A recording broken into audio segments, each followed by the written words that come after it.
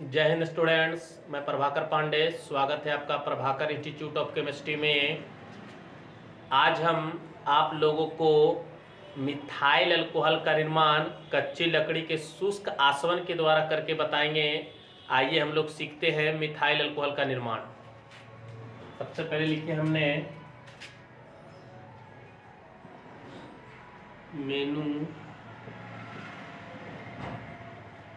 Manufacturing of methyl alcohol, है ना। क्या लिखे? Manufacturing of methyl alcohol. देखिए, चूंकि मिथाइल अल्कोहल का जो बड़े पैमाने पर उपयोग होता है वो जो होता है उद्योग में, प्रयोगशाला में एवं नशाखोरी के रूप में किया जाता है। मिथाइल अल्कोहल का जो उपयोग होता है CH3OH, है ना, कि मिथाइल अल्कोहल का बड़े पैमाने पर उपयोग उद्योग, प्रयोगशाला एवं नशाखोरी में होता है। इसलिए इसे बड़े पैमाने पर उत्पादन करना पड़ता है ना। इसका जो निर्माण किया जाता है वो बड़े पैमाने पर किया जाता है। और मिथाइल अल्कोहल का जो बड़े पैमाने पर निर्माण होता है वो कच्ची लकड़ी के शुष्क आसवन के द्वारा किया जाता है। मिथाइल अल्कोहल का बड़े पैमाने का निर्माण कैसे होता है? तो कच्ची लकड़ी के शुष्क आसवन के द्वारा किया जाता है।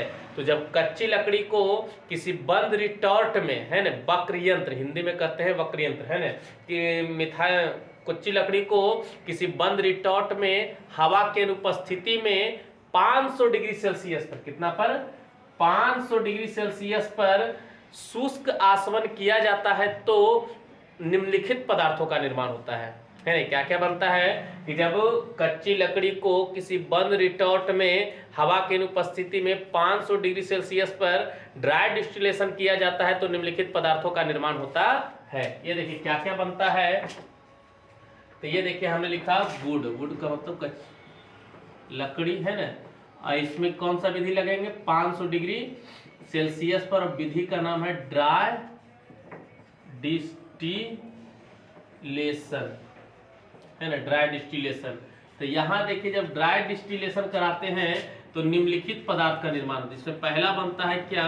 तो वुड गैस बनता है, वुड गैस। दूसरा बनता है वुड टार, और तीसरा बनता है वुड चारकोल, और चौथा बनता है पायरोलिजिनियस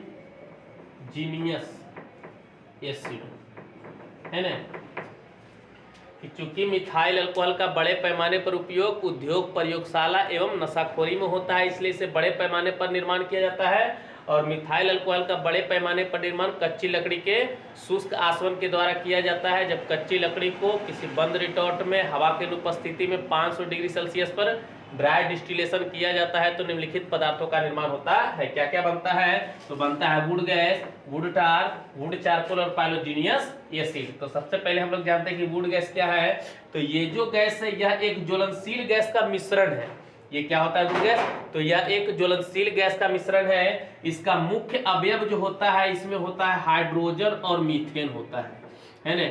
ये ऑब्जेक्टिव क्वेश्चन हुआ कि वुड गैस का मुख्य अवयव क्या होता है? इसमें हाइड्रोजन होता है और मीथेन होता है। इसके अलावा इसमें इथिलीन भी होता है, C2H4।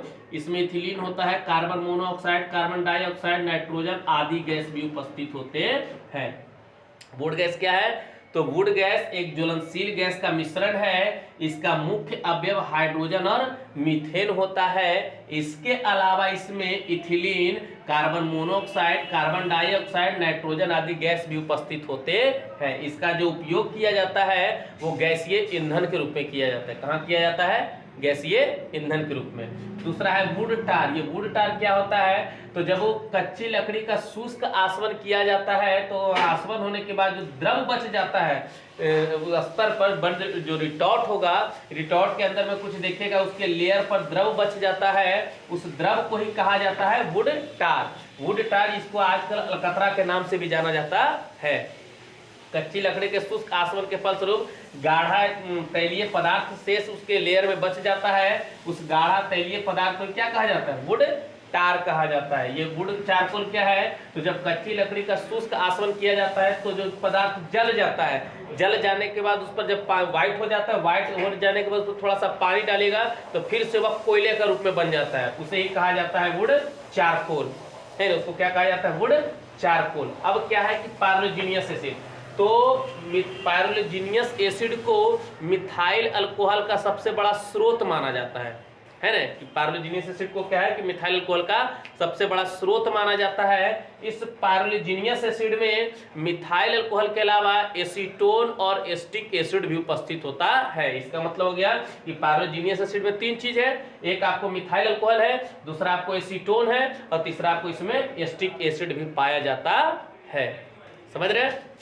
तो वुड गैस क्या है, तो यह एक ज्वलनशील गैस का मिश्रण है। इसका मुख्य अवयव हाइड्रोजन और मीथेन होता है। इसके अलावा इसमें ethylene, carbon monoxide, carbon dioxide, nitrogen आदि भी उपस्थित होते हैं। इसका उपयोग जो होता है किसमें किया जाता है, गैसीय ईंधन के रूप में। वुड टार क्या है, तो कच्ची लकड़ी के शुष्क आसवन के फलस्वरूप जो लिक्विड पदार्थ बच जाता है उसे क्या कहा जाता है, वुड टार कहा जाता है। इसे अलकतरा या पिच भी कहते हैं। वुड चारकोल क्या है, तो कच्ची लकड़ी को शुष्क आसवन के फल जो जला हुआ शेष पदार्थ बच जाता है वह जो क्या कहलाता है, चारकोल कहलाता है। पायरोलीजिनियस एसिड क्या है, तो पायरोलीजिनियस एसिड को मिथाइल अल्कोहल का सबसे बड़ा स्रोत माना जाता है। इसमें मिथाइल अल्कोहल के अलावा एसीटोन और एस्टिक एसिड भी उपस्थित होता है। अब आगे देखिए क्या होता है कि एसीटोन में कैसे कैसे क्या है, यहाँ तक आगे देखिए। अब हमने बचा क्या कि पायरोलीजिनियस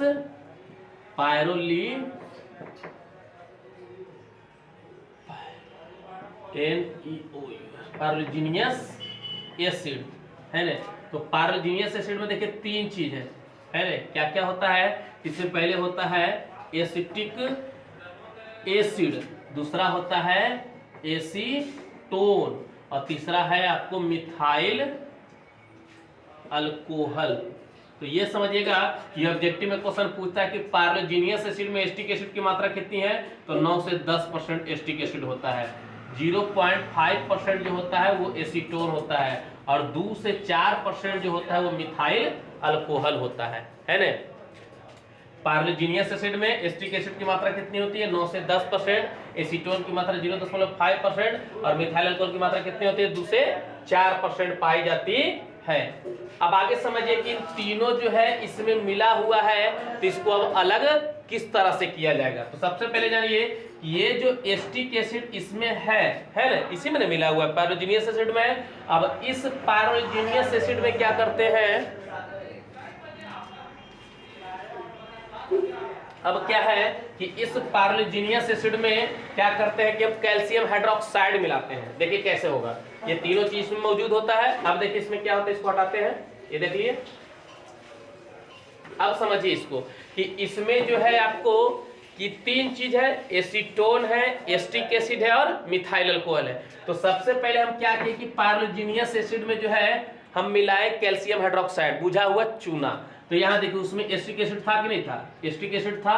अब उसमें क्या डाले, CaOH का 2 टाइम ये कैल्शियम हाइड्रोक्साइड डाले। तो कैल्शियम हाइड्रोक्साइड डालने के बाद क्या होता है कि ये एस्टिक एसिड इसके साथ अभिक्रिया कर लेता है। तो यहाँ ये बना लेता है कि CH3COO का 2 टाइम्स Ca और प्लस बच जाएगा हमारा H2O। तो यहाँ देखिए यहाँ 2 लगा दिए है ना, 2 ये 2 हो गया, कैल्शियम एक, हाइड्रोजन हो गया आपको 2 और 2 4। तो यहाँ देखिए यहाँ पर हमने लगा दिए 2, ऑक्सीजन भी 2, बैलेंस है ना। तो जब पायरोलीजिनियस एसिड में बुझा हुआ जब आप चूना डालिएगा तो बुझा हुआ चूना डालने पर क्या होगा कि ये एस्टिक एसिड इसके साथ अभिक्रिया करके कैल्शियम एसीटेट के रूप में, रवा के रूप में अलग हो जाता है, जिसे छान करके क्या कर देते हैं, हटा देते हैं। और जो प्राप्त क्षणित पदार्थ है तो उसमें 2 चीज और बच गया, एक एसीटोन बच गया और एक मिथाइल अल्कोहल बच गया। तो इसको छान करके हटा दिए और प्राप्त क्षणित पदार्थ में एसीटोन और मिथाइल अल्कोहल उपस्थित होता है। उसमें क्या क्या बचा हुआ है, तो एसीटोन है CH3COCH3 और एक मिथाइल अल्कोहल है। तो इन दोनों का जो बॉइलिंग पॉइंट इसका जो बॉइलिंग पॉइंट है वो 56 डिग्री सेल्सियस है और इसका जो बॉइलिंग पॉइंट है वो 65 डिग्री सेल्सियस है। तो ये दोनों मिश्रण के रूप में एक दूसरे में मिला होता है। तो इस मिश्रण को जो है प्रभाजी आसवन के द्वारा अलग किया जा सकता है ना, फ्रैक्शनल डिस्टिलेशन। तो इसमें क्या करेंगे कि दोनों को लेकर के प्रभाजी आसवन किया जाता है। तो प्रभाज आसवन करने के फलस्वरूप 56 डिग्री सेल्सियस पर जो है एसीटोन वाष्प के रूप में उड़ना क्या कर देता है, शुरू कर देता है। तो ये वाष्प के रूप में उड़ करके खत्म हो जाता है और 65 डिग्री सेल्सियस पर जो है ये वाष्प बनना शुरू करता है, जिसको हम अलग कर लेते हैं, संघनन करके क्या कर लेंगे, अलग कर लेंगे। इस तरीके से देखा कि कच्ची लकड़ी के शुष्क आसवन के द्वारा मिथाइल अल्कोहल का निर्माण किस तरह से किया गया। अगर ये वीडियो आपको अच्छा लगा हो तो वीडियो को लाइक करें, शेयर करें, इस चैनल को सब्सक्राइब करें। जय हिंद।